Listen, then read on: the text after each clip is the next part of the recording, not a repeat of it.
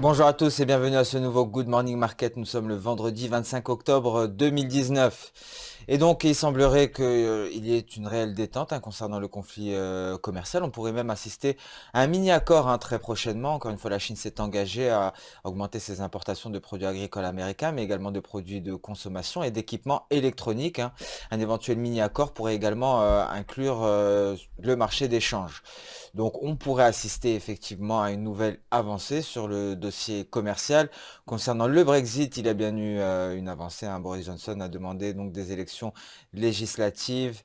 Corbyn, quant à lui, souhaite attendre la réponse des 27, des membres de l'Union européenne concernant le report éventuel du Brexit. Alors les 27 pourraient rendre leur décision aujourd'hui à la suite de leur réunion, mais selon des sources proches des pourparlers, une décision sera rendue à partir de lundi. Alors aujourd'hui, le calendrier économique est relativement allégé. Nous avons d'ores et déjà pris connaissance de l'indice IFO du climat des affaires en Allemagne, donc un indice qui se stabilise contre toute attente. On s'attendait à une nouvelle dégradation au vu de l'incertitude qui a régné ces derniers temps sur les marchés suite au Brexit et au conflit commercial.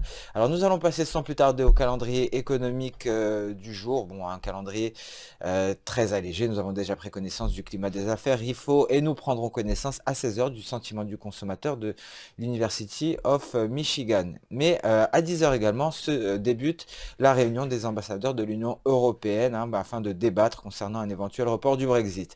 Nous allons passer à présent sur la plateforme XAtion 5 et débuter par une analyse du dollar index, donc le billet vert face à un panier de 6 devises majeures. Le dollar index qui s'est renforcé hier, effectivement, donc les bons chiffres de l'ISM manufacturier et de l'ISM des services ont favorisé le billet vert, un billet vert qui a réussi donc à s'affranchir de sa résistance, une résistance aujourd'hui devenue support face à un billet vert en petite baisse aujourd'hui. L'euro dollar donc qui a énormément fluctué la veille suite au discours de Mario Draghi, mais plus principalement la conférence de presse. Donc Mario Draghi a tiré sa révérence, a laissé place à Christine Lagarde. Donc beaucoup de volatilité sur l'euro-dollar hier, un euro-dollar qui en définitive s'est replié en direction de sa SSB qui représente le niveau des 1,11080 et c'est bien le support journalier pour l'euro-dollar qui en profite pour progresser en territoire positif avec un dollar index en territoire négatif. En données H4, l'euro-dollar n'est pas parvenu à intégrer son nuage et l'a longé considérablement et se dirige tout droit vers les 1,1137 qui représente son palier de Kijun.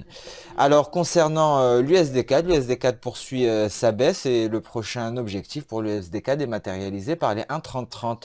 Le précédent support, un support qui date de juillet 2019.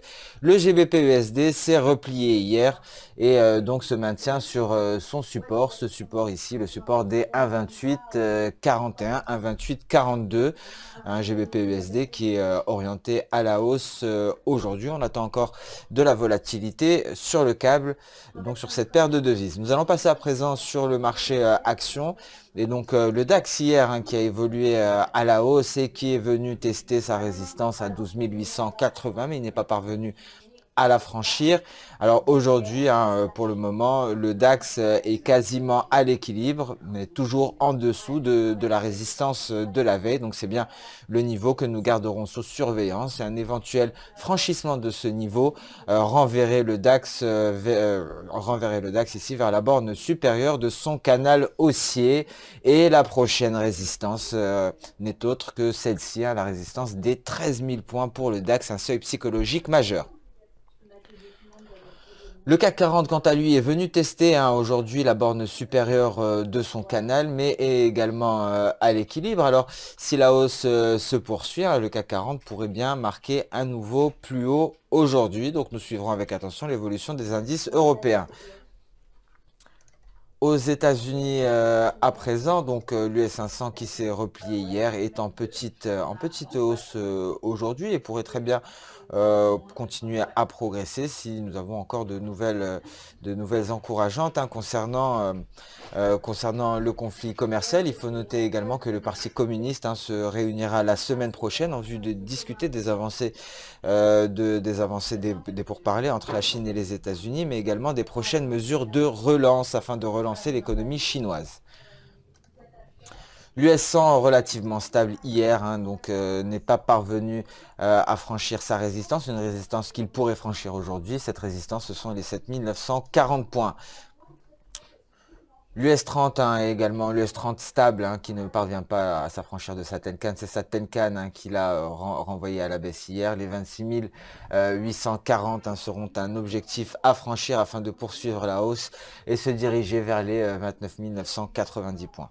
Nous allons passer à présent sur le marché des matières premières et nous allons débuter par l'or. Alors l'or effectivement qui nous donne un premier signal hein, aujourd'hui. L'or qui était stable hein, pendant plusieurs séances et qui était capé par sa Kijun, les 1497. L'or a finalement réussi à se placer au-dessus des 1500 dollars l'once en franchissant la borne supérieure de son canal baissier. À présent, nous attendons une sortie de nuage par le haut, mais principalement un franchissement ici de sa résistance à 1520 dollars. Car un franchissement de cette résistance permettrait à la lagging span ici en train d'affronter ses prochains obstacles. Ça permettrait donc à celle-ci de se libérer des obstacles. Il ne lui resterait plus que la borne supérieure du canal. Donc attention au franchissement pour l'or des 1520 dollars. Alors à l'inverse, hein, si nous assistons à un retour de l'appétit pour le risque, l'or pourrait se replier et à partir du moment où l'or franchirait les 1480 dollars, ce serait un premier signal baissier qui nous serait donné, mais la confirmation nous viendrait à partir du moment où l'or franchirait les 1447 dollars, ce qui permettra à la lagging span de sortir du nuage par le bas et l'or donc dans ce cas-là se replierait en direction des 1418. Alors le pétrole quant à lui n'est pas parvenu à tester ici le retracement Fibonacci de 38,2% et donc est relativement stable à l'ouverture. Il a tout de même légèrement retracé, hein. Je vous rappelle que la baisse des stocks avait propulsé les pétroles à la hausse, mais les craintes concernant la demande mondiale ont modéré cette hausse. Et donc aujourd'hui un pétrole à l'équilibre avec pour cible haussière les 56,70 $, le retracement de 38,2% de Fibonacci, un retracement qui est basé sur la précédente vague baissière ici et donc ce franchissement permettrait au pétrole de nous donner une première alerte de retour à la hausse, mais une alerte qui ne serait confirmée qu'au franchissement des 50% et donc d'une sortie par le haut du nuage. Nous en sommes bien loin hein, pour le moment, mais nous gardons tout de même un œil sur les pétroles, notamment le WTI. Le café quant à lui est parti à la baisse hier et a refranchi sa Kijun cette fois-ci donc à la baisse en franchissant ici son support, le support des 96,50 $. Il est actuellement sur un autre support, sa Tenkan en palier à 95,57 $.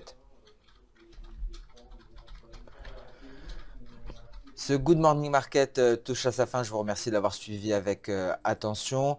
Je vous souhaite donc une excellente journée, une bonne séance de trading et je vous donne rendez-vous dès lundi pour un nouveau point marché.